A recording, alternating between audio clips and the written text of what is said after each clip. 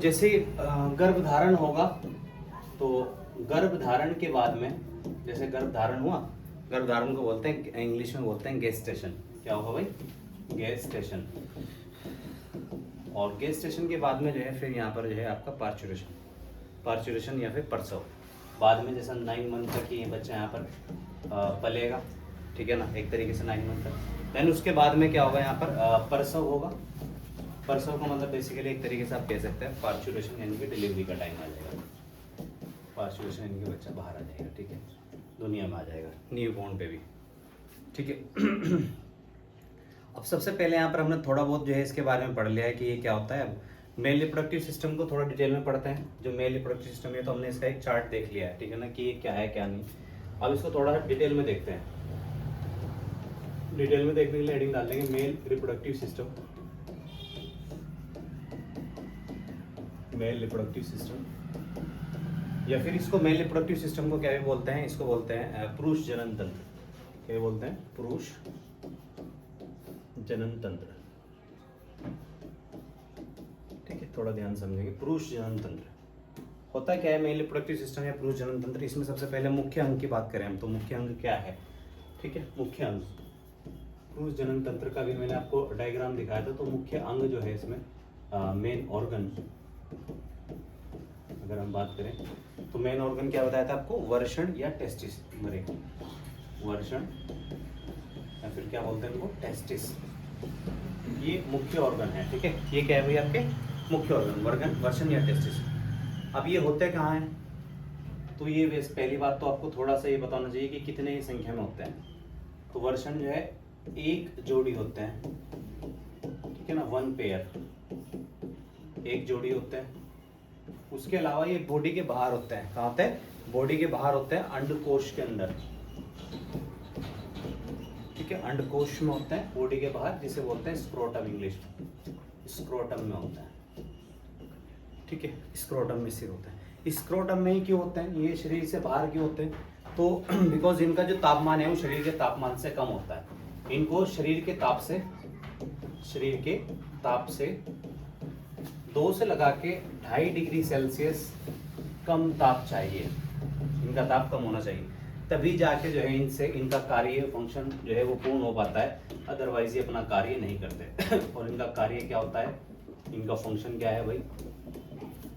इनका फंक्शन या इनका कार्य होता है भाई बेसिकली 2 से लगा के 2.5 डिग्री सेल्सियस टेम्परेचर बता दें कम होता है। और इनका कार्य होता है शुक्राणु का निर्माण। क्या करना?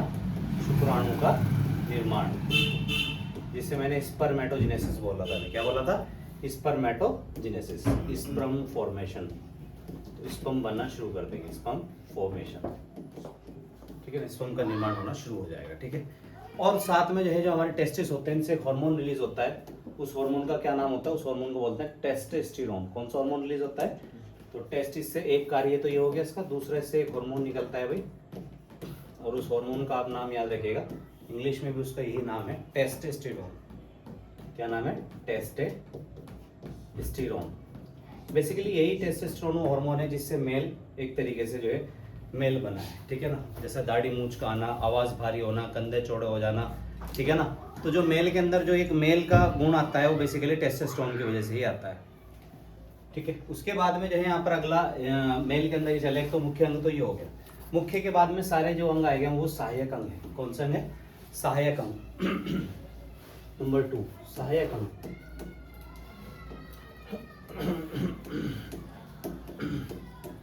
सहायक अंग या फिर एक्सेसरी ऑर्गन। तो इसमें एक्सेसरी ऑर्गन कौन कौन से हैं, सहायक अंग कौन कौन से हैं, ये भी समझना बहुत ही जरूरी है। तो यहाँ पर जो सहायक अंग है उसमें जनन, नंबर 1 है जनन वाहिकाएं। नंबर 1 है जनन वाहिकाएं।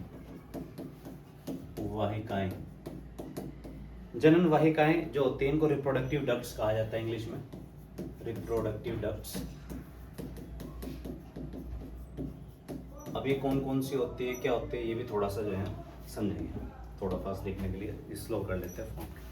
तो इसमें जनन वाहिकाएं में कौन कौन सी है? इसमें एक होती है एपिडिडाइमिस, फिर वास डिफरेंस, फिर इजैकुलेटेड डक्ट होती है, और फिर होता है यूरेथ्रा। तो इसकी एक पूरी जो है धारा बन जाती है, एक पूरा ऑर्डर बन जाता है। कहाँ से शुरू होती है? पहले सबसे पहले आती है एपिडिडाइमिस, एपिडिडाइमिस, एपिडिडाइमिस। एपिडिडाइमिस के बाद में दूसरी एपिडिडाइमिस ओपन होती है, यानी कि पहले एपिडिडाइमिस है, फिर ये खुलेगी जाके वॉस डिफरेंस में, वॉस डिफरेंस। फिर वॉस डिफरेंस जो होगी ये खुलेगी जाके इजेकुलेटरी डक्ट में, इजेकुलेटरी डक्ट, इंग्लिश में भी यही नाम है, इजेकुलेटरी डक्ट, मतलब इंग्लिश में भी यही नाम है, हिंदी में भी यही नाम है, दोनों से। फिर खुलेगी जाके यूरेथ्रा में, बस यूरेथ्रा का हिंदी में जो है नाम है वो हो गया मूत्र मार्ग, यहाँ पर जाएगी खुलेगी। बाकी नहीं, हिंदी में सेम ही वर्ड से जानते हैं। एपिडिडाइमिस को एपिडिडाइमिस कहते हैं, वॉस डिफरेंस को वॉस डिफरेंस, इजेकुलेटरी डक्ट को इजेकुलेटरी डक्ट, लेकिन यूरेथ्रा को क्या कहते हैं, मूत्र मार्ग। इनका कार्य, इन तीनों का, ये जो सारी आपने लिखी है चारों, इनका क्या फंक्शन होगा, इनका क्या कार्य होगा, ये भी आपको जानना होगा। इन सभी का फंक्शन, इन सभी का कार्य होता है कि ये जो स्पर्म होता है, यानी कि जो वीर्य होता है एक तरीके से, या फिर शुक्राणु जो होते हैं, उनको इकट्ठा करना और इकट्ठा करके उनको बॉडी से बाहर निकालना, तो ये दोनों काम इनके होते हैं। तो शुक्राणु को इकट्ठा करना, स्टोर करना एक तरीके से, वे बाहर निकालना बॉडी से, ठीक है ना, बाहर निकालना। तो स्टोर एंड इजेकुलेट, स्टोर करना और इजेकुलेट करना, बाहर निकालना, ये दो ही फंक्शन इसके हैं। टू स्पर्म, स्पर्म को, ठीक है ना, टू स्पर्म, तो स्पर्म को ये स्टोर भी करके रखता है और इजेकुलेट भी करता है, यानी कि बाहर निकालने का कार्य भी करता है। तो these things that you should know, ये वो चीज़ें हैं जो आपको पता होनी चाहिए। फिर कुछ हमारे जैसा मान लो ये सहायक अंग में नंबर 1 चलिए आपके जनन वाहिकाएं। जनन वाहिकाएं के बाद में क्या आता है, नंबर 2, एक बार आप इसका जो है स्क्रीनशॉट ले लो या फोटो खींच लो, ठीक है, मैं हट गया हूँ साइड में। इसके बाद में नंबर 2 पे चलते हैं। व्हाट इज़ नंबर 2, इसी में नंबर 2, ठीक है ना, सहायक के अंदर ही। तो सहायक में जो नंबर 2 होती है वो होती है आपकी सहायक ग्रंथियाँ, सहायक ग्रंथियाँ। जो सहायक ग्रंथियाँ होती है भाई बच्चों, इनको क्या बोलते हैं इंग्लिश में, इनको बोलते हैं एक्सेसरी ग्लैंड्स, एक्सेसरी ग्लैंड्स, सहायक ग्रंथि, एक्सेसरी ग्लैंड। अब इनके अंदर क्या क्या चीज़ें होती है ये भी समझेंगे। इसके अंदर बेसिकली 3 ग्लैंड्स होती है। कितनी होती है? 3। पहली का नाम है सेमिनल वेसाइकल, नंबर 1, जहाँ पर नाम हिंदी में नहीं होना है किस चीज़ का, तो मैं उसको इंग्लिश में ही लिखूँगा, आप ध्यान रखिएगा। सेमिनल वेसाइकल यानी कि हिंदी में भी नाम बोलते होंगे। दूसरी जो है इसमें वो है प्रोस्टेट ग्लैंड, हिंदी में भी प्रोस्टेट ही बोलते हैं, प्रोस्टेट ग्लैंड, ग्लैंड को ग्रंथि बोलते हैं हिंदी में, ये बात आपको पता होनी चाहिए। और तीसरी है बल्बो यूरेथ्रल ग्लैंड, इसको हिंदी में भी यही बोलते हैं, बल्बो, बल्ब की जैसी होती है, इसलिए इसका नाम रखा गया bulbo urethral, bulbo urethral gland, bulbo urethral gland, ये बल्ब की जैसी होती है इसलिए। इन तीनों के क्या क्या फंक्शन हैं, इनके क्या क्या कार्य हैं, तो हम इनके फंक्शन जो है यहाँ पर सामने इनके लिखते चले जाते हैं। जैसे पहली वाली का फंक्शन होता है वीर्य को 60% तरल का निर्माण करती है, तो वीर्य के 60%, कितने? 60% तरल का निर्माण करती है। बेसिकली जो सीमेन आपके बॉडी से बाहर निकलता है, वो जो लिक्विड सा चिपचिपा सा पदार्थ होता है, वो इसी की वजह से निकलता है, वो यही पूरा करती है उसको। वीर्य के 60% तरल का निर्माण करती है, ठीक है ना। तो 60% इंग्लिश में बोल देंगे बस, खाली सीमेन बनाती है, सीमेन 60% सीमेन बनाती है। फिर ये जो होती है इसका फंक्शन, इसका कार्य क्या होता है भाई? इसका जो कार्य है वो होता है कि ये जो आपका स्पर्म होता है, या फिर जो एक तरीके से ये दर्भ है सीमेन, सीमेन को हिंदी में क्या बोलते हैं? वीर्य। तो सीमेन या फिर वीर्य जो है ये इसको अक्षारीय द्रव बनाती है। क्या बनाती है? अक्षारीय द्रव। अक्षारीय द्रव का मतलब इसको जो है ना बेस की फॉर्म देते हैं, बेस, इसकी नेचर बेस बना देते हैं, एसिड नहीं बनाते, क्या बनाते हैं? बेस। और बल्बो यूरेथ्रल जो ग्लैंड होती है चिपचिपा द्रव स्रावित करती है। आपने कभी नोटिस भी करो, चिपचिपा लिक्विड से निकलता है साथ में, ठीक है ना। तो ये चिपचिपा द्रव निकलता है, चिपचिपा द्रव, ठीक है, चिपचिपा द्रव स्रावित करती है, इससे निकलता है। तो ये होगी 2। फिर उसके बाद में जो है यहाँ पर आपने देखा सहायक ग्रंथियाँ हो गया, जनन वाहिकाएं, ठीक है ना, दूसरी हो गई, तीसरी है लिंग इसी के अंदर। तो इसका आप जो एक बार स्क्रीनशॉट वगैरह या फिर जो है पिक्चर वगैरह ले लीजिए, देन उसके बाद में आगे चलता हूँ। थर्ड इसमें ही देखते हैं, नंबर 3।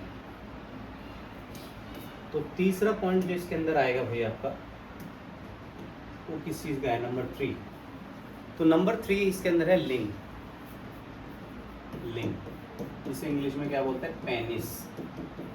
लिंग या फिर क्या बोलते हैं इंग्लिश में, इसको क्या वर्ड दिया गया, पेनिस। लिंग या पेनिस जो होता है, इसका कार्य होता है शुक्राणु निष्कासन का अंग है। तो यानी कि इसमें से शुक्राणु बाहर निकलते हैं, शुक्राणु बाहर निकलते हैं, यानी कि स्पर्म आउट होता है इससे, स्पर्म आउट बाहर निकलता है। जो स्पर्म बनता है बॉडी के अंदर वो बाहर आता है, ठीक है ना। ये इरेक्टाइल टिश्यू या स्पॉन्जी उत्तक का बना होता है। पहला पॉइंट हो गया। दूसरा पॉइंट ये है, एक कौन से उत्तक का, स्पॉन्जी उत्तक का, स्पॉन्जी उत्तक का बना होता है, स्पॉन्जी उत्तक का बना होता है, स्पॉन्जी उत्तक या फिर एग्स को कह लीजिए। इसमें इरेक्टाइल फंक्शन, यानी कि जैसे इसमें ब्लड फिल होता है तो ये इरेक्ट हो जाता है, ठीक है ना, सीधा हो जाता है। इरेक्टाइल टिश्यू कहते हैं, तो क्या बोलते हैं, इरेक्टाइल टिश्यू, ठीक है। तो ब्लड फिल हो जाता है इसमें, तो इसकी शेप चेंज हो जाती है। तो ये हो गया आपका पूरा कंप्लीटली पुरुष जनन तंत्र। क्या हो गया, पुरुष जनन तंत्र। जैसे कि हमने डायग्राम में देखा था यहाँ पर, ये तो स्त्री का हो गया है। अभी पुरुष जनन तंत्र में जो है यहाँ पर आप देख सकते हैं, थोड़ा ध्यान करेंगे। पुरुष जनन तंत्र में जैसे कि मेन मुख्य ऑर्गन में तो टेस्टिस है, टेस्टिस मुख्य ऑर्गन है। ये होते हैं किसके अंदर है, स्क्रोटम के अंदर होते हैं, ठीक है ना। स्क्रोटम एक लेयर होती है बाहर जिसके अंदर टेस्टिस होते हैं। टेस्टिस होते हैं कितने हमारी बॉडी में, 1 पेयर, एक जोड़ी होते हैं। और ये बॉडी से बाहर क्यों होते हैं, क्योंकि इनका तापमान 2 से लगा के 2.5 डिग्री सेल्सियस लो होता है बॉडी के ताप से, ठीक है। फिर जो यहाँ पर और जितने ऑर्गन्स होते हैं ये सभी सहायक ऑर्गन्स है, जिसमें पेनिस है, यूरेथ्रा है, वॉल डिफरेंस, यूरिनरी ब्लैडर। और देखो मैंने इनका ऑर्डर बनाया था। ऑर्डर क्या बनाया था, पहले आता है एपिडिडाइमिस, ये वाले जहाँ पर एक तरीके से समझ लो स्पर्म स्टोर होता है। एपिडिडाइमिस से जो स्पर्म है बेसिकली वो देखो यहाँ पर वॉस डिफरेंस के अंदर खुलेगा, यहाँ पर वॉस डिफरेंस से फिर देन उसके बाद में यूरिनरी ब्लैडर में होते हुए, यूरेथ्रा में होते हुए, फिर वो ग्लैंस पेनिस, ये वाला जो रीजन होता है ग्लैंस पेनिस का, इसके जरिए से बाहर निकल जाते हैं, ठीक है ना, स्पर्म का। यानी कि ये पूरी एक जो है जर्नी होती है। तो उसमें कहाँ किस तरीके से क्या आ रहा है वो पूरा आपको जो है पता होना चाहिए। इन ग्लैंड्स के भी अपने फंक्शन होते हैं, जैसा प्रोस्टेट का क्या फंक्शन होता है मैंने आपको बताया। प्रोस्टेट एक तरीके से यहाँ पर लसा पदार्थ जो होता है, जो एक तरीके से सेक्सुअल कंटेमिनेशन के लिए ज़रूरी होता है, तो उसको रिलीज करती है, ठीक है ना। और भी इनके सारे फंक्शंस होते हैं, वो हमने डिस्कस कर लिया। तो अभी हम डिस्कस कर चुके हैं मेल रिप्रोडक्टिव सिस्टम की। नाउ बात करते हैं female reproductive system. Female reproductive system में जो है आपको थोड़ा सा ध्यान देना है। फीमेल रिप्रोडक्टिव सिस्टम जो है वो इंटरनल साइड बॉडी के अंदर देखने को मिलता है। तो बॉडी के अंदर देखने को मिलता है, उसमें क्या होता है, ओवेरी होता है। ये 1 पेयर यानी कि एक जोड़ी ओवेरी होता है दोनों साइड में। ओवेरी को एक तरीके से कनेक्ट करके रखते हैं फेलोपियन ट्यूब, फेलोपियन नलिकाएं, ठीक है ना। और ये फेलोपियन नलिकाएं यूट्रस, जिसको हम गर्भाशय बोलते हैं, जहाँ पर बच्चा एक तरीके से ठहरता है माँ के पेट में, यही वो रीज़न होता है। तो यहाँ पर जो है गर्भाशय बच्चा ठहरता है 9 मंथ तक। उसके बाद में नीचे सर्विक्स का रीजन होता है, और सर्विक्स के बाद में वेजाइना। वेजाइना को बर्थ ट्यूब भी बोलते हैं, यानी कि बच्चा यहीं से जन्म लेता है। बर्थ ट्यूब, बर्थ कैनाल, ठीक है ना, जन्म की कैनाल है, जन्म नली है, यहाँ से बच्चा जो है एक तरीके से बाहर आता है माँ के पेट से, ठीक है। और फिर स्तन ग्रंथियाँ भी होती है, ठीक है ना। स्तन ग्रंथियाँ बेसिकली व्हाट इज स्तन ग्रंथियाँ, यानी कि समझ लीजिए यहाँ पर एक तरीके से जिनसे आप एक जो माँ होती है वो अपने बच्चे को दूध पिलाती है, स्तनपान कराती है, ठीक है ना। तो ये सारे के सारे ये तो सहायक मात्र हैं। अब मेल रिप्रोडक्टिव सिस्टम के बारे में पढ़ा था, अब हम पढ़ते हैं फीमेल रिप्रोडक्टिव सिस्टम के बारे में। इसके बारे में पढ़ते हैं female reproductive system. Female reproductive system, female reproductive system, स्त्री जनन तंत्र, क्या भी बोलते हैं भैया इसको, स्त्री जनन तंत्र, स्त्री जनन तंत्र। तो स्त्री जनन तंत्र में यानी कि स्त्रियों के अंदर मुख्य अंग, मेन ऑर्गन क्या है वो हमें देखना है।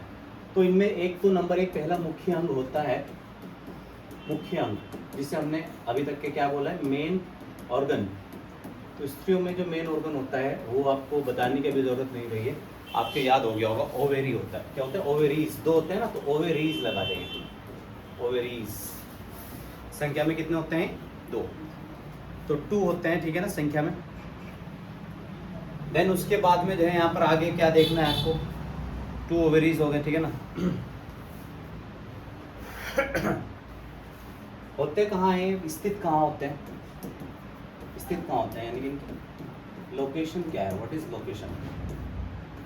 तो भैया ये होते हैं आपके पेल्विक कैविटी के अंदर। कहाँ पर होते हैं? पेल्विक कैविटी, यानी कि बॉडी के अंदर। जिससे वो तो बाहर स्क्रोटम में होते थे, ये अंदर होते हैं पेल्विक कैविटी। पेल्विक कैविटी जिसे श्रोणी गुहा कहते हैं, हिंदी में क्या कहते हैं? श्रोणी गुहा। श्रोणी गुहा इसके अंदर स्थित होते हैं। इसका कार्य क्या होता है, क्या चीज देखना है हमें? कार्य, यानी कि इंग्लिश में क्या कहेंगे इसको? फंक्शन। तो इनका कार्य फंक्शन होता है बेसिकली अंडाणु का निर्माण। किसका निर्माण? अंडाणु का, अंडाणु या फिर इंग्लिश में बोलेंगे ओवम का निर्माण। तो ये ओवम बनाने का काम करती है। आपको बताया 1 महीने में 1 ओवम बनता है, ठीक है ना। और साथ में 2 हार्मोन भी निकलते हैं इनसे, एस्ट्रोजन और प्रोजेस्टेरोन। एक कार्य हो गया, दूसरा कार्य है इससे हार्मोन निकलता है। हार्मोन के नाम आपको पता होना चाहिए, दोनों हार्मोन के नाम पता होना चाहिए। नंबर 1 कौन सा हार्मोन है और दूसरा कौन सा है। एक हार्मोन होता है एस्ट्रोजन, एस्ट्रोजन, और दूसरा हार्मोन क्या होता है? प्रोजेस्टेरोन।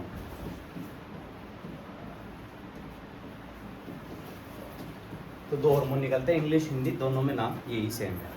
बेसिकली एस्ट्रोजन वो हार्मोन है जिसकी वजह से एक स्त्री बनती है। बेसिकली बच्चे, बेबी, 10 साल का बेबी देख लो आप, लड़का हो चाहे लड़की हो, दोनों में कोई डिफरेंस नहीं कर पाएंगे आप। 11-12 साल के बच्चे में डिफरेंस नहीं कर पाएंगे। अगर आप उन्हें कपड़े एक जैसे पहना दो, उनका हेयर स्टाइल एक जैसा कर दो, तो डिफरेंस कब हो पाता है? डिफरेंस होता है जब उनके अंदर जो एक तरीके से एडोलसेंस की ओर चलते हैं, तब उनमें डिफरेंस हो पाता है।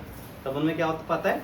डिफरेंस। बेसिकली हार्मोन की वजह से ही डिफरेंस जो है यहाँ पर एक तरीके से उत्पन्न होता है। फिर ये तो मुख्य में आ गया। अब सहायक ऑर्गन देखते हैं। क्या देखते हैं? सहायक, यानी कि इसके जो हेल्पर ऑर्गन हो गए। नंबर 2 सहायक, सहायक जनन अंग।